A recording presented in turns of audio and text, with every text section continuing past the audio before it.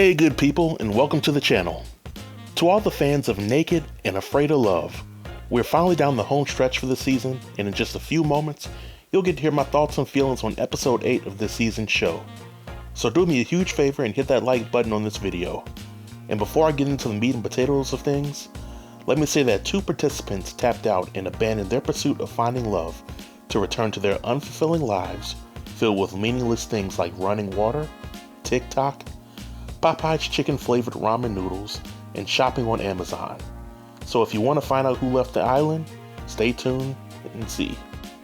The episode begins with a cliffhanger conversation between Bennett and Britt.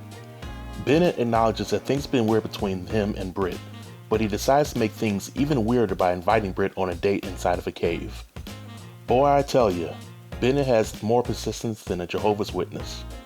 Now Britt seemingly agrees to go on this excursion with Bennett, but she wants to make things clear to the viewing audience that this is not, and I repeat, this is not a date.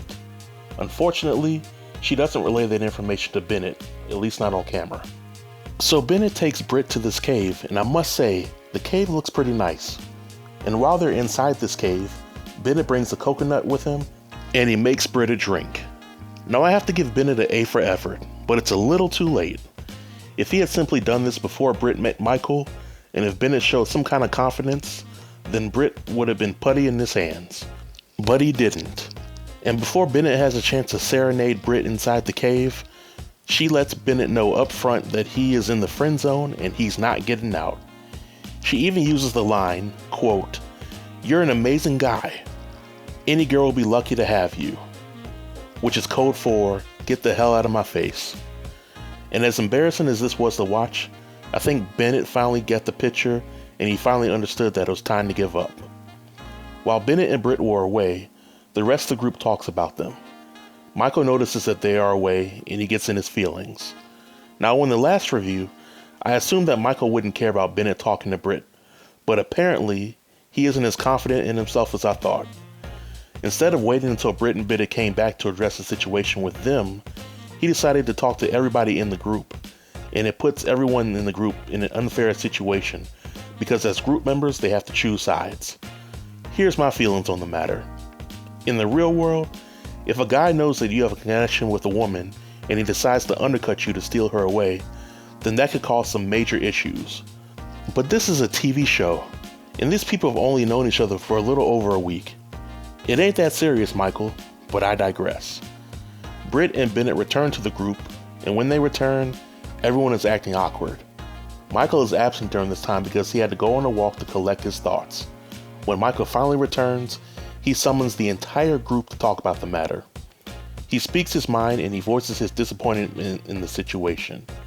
In watching this scene, it reminds me of Nino Brown summoning his crew in New Jack City. There was some clear tension between Bennett and Michael, to which Bennett apologizes to Britt for putting her in this mess. Britt tells Bennett that he doesn't need to apologize, which doesn't sit well with Michael. Britt becomes emotional over the matter and the meeting ends. We get a scene of Steph and Ariel.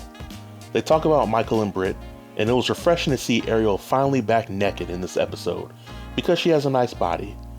Steph invites Ariel out on a date and the two of them go snorkeling. At the conclusion of their snorkeling, they go in for a hug and a kiss, and unlike Jay and Cassoulet, Steph and Ariel have a satchel acting as a barrier between their private parts.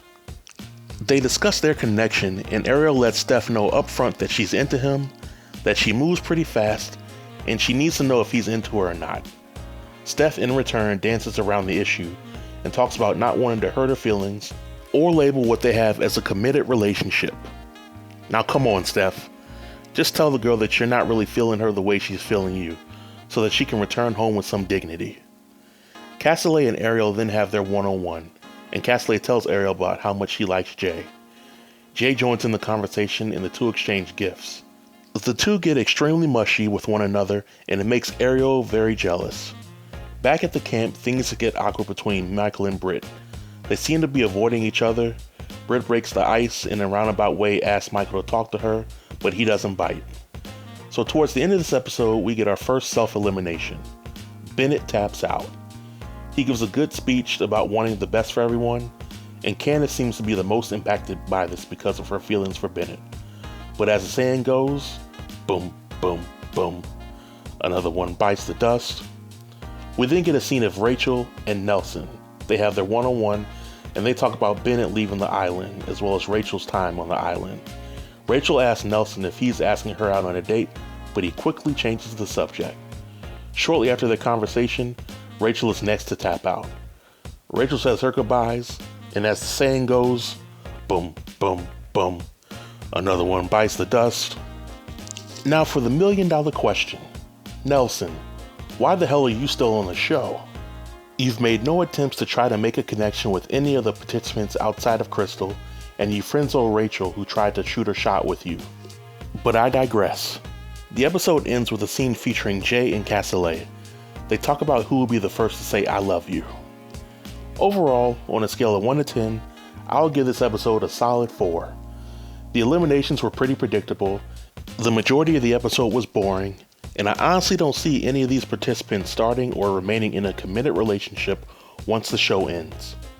Next week marks the finale for this season of Nekkid and Afraid of Love. But just to let you all know, starting this Friday, I'll be doing recaps and reviews for another dating show called Ready to Love, which you can catch on the OWN network. If you haven't seen Ready to Love before, then allow me to give you the rundown. The show features 10 men and 10 women who are on a quest to find love. The show has a 0% success rate when it comes to the final couples who remain together after the season ends, but it's a ton of fun to watch. So be sure to look for my reviews on that show. But until next time, stay tuned and stay safe. Peace.